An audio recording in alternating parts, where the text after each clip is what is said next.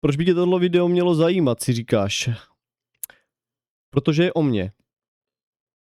Ale zároveň může být i o tobě. Je to všechno jenom otázka pohledu. Takhle.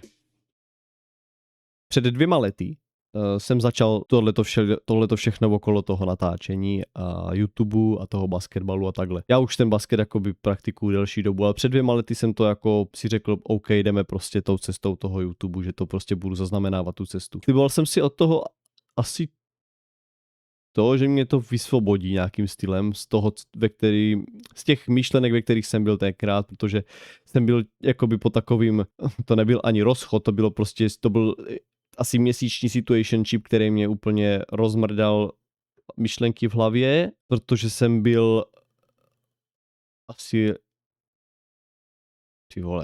asi labilní hodně v tu dobu, nebo já už vlastně ani nevím, kvůli čemu vlastně mě to tak hrozně moc jako rozsekalo. Já si to popravdě řečeno už ani moc nepamatuju. Člověk vypustí ty věci, ale vím, že to bylo kvůli tady tomu, že jsem prostě potřeboval. Vím, že pamatuju si, že jsem to potřeboval všechno toto udělat kvůli tomu, abych jako ukázal, že nejsem na píču sračka člověk. A vím, zní to úplně debilně, jo, a je to prostě dětinský způsob se vyrovnáváním z nějakého neúspěchu, podle mě, nebo něco takového.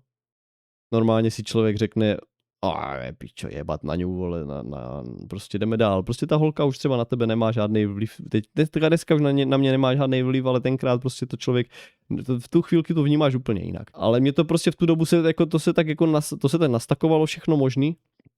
Nebudu zabíhat do detailu, to je dlouhá historie, to nikoho nezajímá prostě. Ale já jsem to prostě potřeboval nějak ventilovat. Já jsem prostě nějak potřeboval tu věc ventilovat a mě prostě ubíralo ležet doma a něco takový a prostě nic nedělat. Já jsem potřeboval si dokázat a potřeboval jsem dokázat i všem ostatním zároveň, že prostě i té holce samotné, že nejsem na píču sračka, že prostě jsem schopný kluk, borec, muž, chlap, řekni si tomu jak chceš, kokot, možná klidně, že jsem schopnej dokázat věci. Že jsem schopnej být někdo, a být lepší, než jsem jako si myslel, že jsem v tu chvilku. Protože jsem si myslel, že chyba byla ve mně, že jsem, vole, na hovno. A bylo to kurevsky špatně. Tenhle ten mindset skurvenej. Kurva, kam až tě může dostat, vole, jakoby zlomený srdíčko, nebo něco takového, ty vole. Ale já jsem jakoby takhle. Ten sport byl pro mě únik vždycky. Jo? Basketbal na střední, fotbal na střední, basketbal potom. Akorát, jakoby když seš mladší, třeba na té střední, tak většinou, když jako hrajete prostě někde na vesnici a takhle, tak já jsem to třeba jako bral jako smysl života v tu chvilku. Protože to pro mě bylo to nejvíc, co jsem v tu chvilku uměl. Já jsem prostě nic jiného než než fotbal neuměl, tak dobře, abych si v tom věřil. Ve škole jsem nebyl dobrý. Ten basketbal byl prostě únik. Kurva, já to furt matlám dohromady. Fotbal. Ten fotbal byl prostě únik. A ten fotbal mě zároveň držel nějakým stylem v hlavě tak, že dokážu nějaký věci udělat, vole, a takhle, že nejsem úplně na píču, jenomže já jsem nebyl na píču ani jako v jiných věcech, než jenom v tom fotbalu, jenomže jsem si to prostě neuměl sám sobě přiznat, já jsem byl takový ten, že se neumíš pochválit. Kamo, neumět se pochválit je ta nejhorší lidská vlastnost, podle mě je to úplně to nejhorší, z čeho pramenijou veškerý jako prostě lidský problémy. Že prostě se zhazuješ za to, když se ti něco nepovede tak moc, že nejseš pak ani schopnej se pochválit za úplně malinkou věc, která se ti třeba povede dobře. A mě to sere, že jsem takhle tak, vole, se zbytečně, že jsem se prostě lynčoval sám sebe, když, vole, jsem dostával lynč ještě třeba z jiných stran a ten lynč prostě na tebe z tvojí vlastní strany je ještě daleko horší, než to, že, vole, to někdo dělá tobě. Protože když to dělá někdo tobě a ty si to sám umíš jako přeonačit v hlavě, že to není tak to tak není. Jenomže když to ty sám sobě začneš dělat, tak začneš tomu věřit a to je špatně, vole. Prostě nemůžeš to dělat, musíš se sám umět pochválit. A já jsem to, Já jsem to prostě nedělal a mě prostě tyhle ty věci, já jsem pak neměl sebevědomí v ničem jiným. Vůbec, já jsem nedokázal rozeznat mezi tím vlastně, jestli jsem udělal něco dobře, nebo jsem něco neudělal dobře, jestli mám říct, jestli něco říkám dobře, neříkám dobře, jestli něco vlastně dělám dobře, nedělám dobře, protože jsem v tom neměl jistotu, neměl jsem jistotu v ničem jiným, než v tom, co jsem znal, co jsem dělal. Samozřejmě, ono to dává smysl. Máme to tak asi všichni. Máš jistotu v tom, co umíš, čemu se věnuješ a co máš rád. To je to nejvíc, co jako podle mě tě drží nad vodou, jak bych to tak asi zhodnotil. No a mě držel nad vodou ten sport, jenomže já jsem se po té střední snažil objevit nějaký ten smysl života. Něco, vole, každý nějaký máme, vole, jo? Musíš jenom věřit, že nějaký máš, jenomže já jsem, vole, hledal, co vlastně mám dělat. A proč mám tu neustálou potřebu být viděn a validován, vole, protože to potřebuje každý z nás. Každý z nás má potřebu být, vole, milován, být viděn, být slyšen. Já jsem to vyjadřoval, já jsem tyhle ty věci si spojoval skrz ten sport, protože ten sport byla možnost, kdy jsem se mohl vyjádřit. Nikde jinde, jakoby ne. Chápeš? Jo? Jenomže pak, když se snažíš jako o navázání nějakých jako mezilidských vztahů bližších, třeba romantického nějakého stylu a tak, a nemáš tam ty věci, jak jako vyjádřit, protože ty věci tam nevyjádříš, ale vyjadřuješ je jinak. Vyjadřuješ, že prostě tím, že toho člověka máš rád, že prostě, že jo, jako nebudu zabíhat tady do nějakých takovýchhle, vole, úplně věcí. Ale podle mě jsem se úplně odklonil od toho, co jsem chtěl říct. Kurva, neumím udržet myšlenku, to mě sere. Zkrátka, ten basketbal loni, teda předloni, byl pro mě prostě zkrátka únik před tou realitou toho, že to nevyšlo. Zároveň mi to dávalo furt do hlavy toho brouka, že musím to dokázat. Musím za každou cenu, že to je jediný způsob, jak se z toho všeho dostat. Jenomže co vlastně byl ten cíl té cesty? Jakoby co mě nebyl dořešený to, co mě vlastně z toho dostane. To, že dostanu někde like, to, že přijde za mnou někde borec a řekne mi dobrej seš. To, že přijde mama, tata řeknou ty vole, dobrej seš, Peťo, dobrej, bomba, hustý. Děláš, vole, líceš za balónem furt, vole, seš dobrý, umíš to, asi. To bylo možná asi to, co jsem chtěl slyšet, jenomže já jsem to, časem jsem pochopil, že to vlastně nedělám kvůli nikomu, že to dělám kvůli sobě, že hej, ty tady bude hrát prostě vesnický garbage nějaký, vole, z rozhlasu, já se nemůžu soustředit. Časem jsem pochopil to, že to chci dělat pro sebe, že sám sobě si potřebuju dokázat ty věci. A sám sobě potřebuju ukázat, že nejsem špatný. A mně se to povedlo, protože to, co jsem dřív miloval, ten sport a tak, mi začal srát v tom, kolik času a kolik energie do toho se snažím vložit, bez toho, aniž by to mělo nějaký hmotný cíl, nebo nějaký, vole, chápeš? Nemělo to prostě cíl. To jsem tím možná chtěl říct. Já jsem to dělal, ale nevěděl jsem, jaký bude cíl, protože jsem si žádnej cíl neuměl určit, jakoby konkrétně. Já jsem měl v hlavě nastavený, že potřebuju si odehrát jeden zápas někde a to bude můj ultimátní goal, abych si dokázal, že nejsem špatný. Že v tom budu a že budu dobrý a že tam pomůžu tomu týmu. To bylo to, co jsem si myslel, že mě jakoby vysvobodí. A pak budu moct v klidu odstoupit a mít v píči už. A tím si vlastně dokážu tu ultimátní věc, že jsem jako dobrý. Jenomže já jsem se za ty 2 roky, co tady v tomhletom všem, jsem do tohohle všeho spadnul, udělal tolik chyb, tolik debilních pičovin, tolik sraček, ale zároveň jsem se naučil tolik věcí, ať už o sobě, o životě, o tady tomhletom, kde teďka sedíme, o tom YouTube, o tom natáčení, kamo, to jsou prostě věci, které jsem předtím, já jsem se jich bál. Já jsem se bál, protože jsem myslel, že když v nich nejsem dobrý hned, že nemůžu jít a jenom tak prostě tady někde sedět a ukazovat, že mě to baví, že to mám rád a tak, aniž by někdo neříkal, ty kriple, vole, běž radši někam makat poctivě, nebo běž hledat nějaký normální smysl života, jak normální obyčejní lidi, kteří chodí do práce každý den. To je to, co musíš dělat, ne si hrát, vole, na to, co jsi měl hrát si, když ti bylo 15 roků nebo 13 roků. Tam máš čas, tam máš možnosti, tam můžeš. Tam ještě nemáš zodpovědnost za svůj život. Jenomže i když začneš později, tak furt musíš být vědomě přítomný okamžikem. A já jsem podle mě ten nejlepší člověk na to být přítomný okamžikem, protože kdybych nebyl, tak v životě tady podle mě nesedím, kámo. V jednu dobu se prostě, když se zažiješ prostě něco, tak se ti podle mě nějak život svrkne na pár nejdůležitějších věcí, které ti zajímají a řešíš jenom ty. Řešíš jenom ty věci. A já jsem prostě teďka poslední 2 roky řešil jenom basket, ten YouTube, kamarádi, rodina možná. To byl ten smysl mýho života. I když to nemělo cíl, jo? Nemělo to cíl, nevěděl jsem, jaký bude outcome, nevěděl jsem nic. Jenom jsem věděl, že mě to baví. To je to, co jsem chtěl jako říct. Jenom jsem věděl, že mě to baví. Že mě baví tady točit a sdílet to s lidma, protože já mám rád, když se lidi smějou. A já jsem pochopil, že prostě mě baví dělat komedii nějakým stylem. Je to cringe nebo není cringe, to je jedno. Prostě je nějak jako zabavovat. A to je jedno, jestli je to sportem, že se někdo na to dívá, na sport.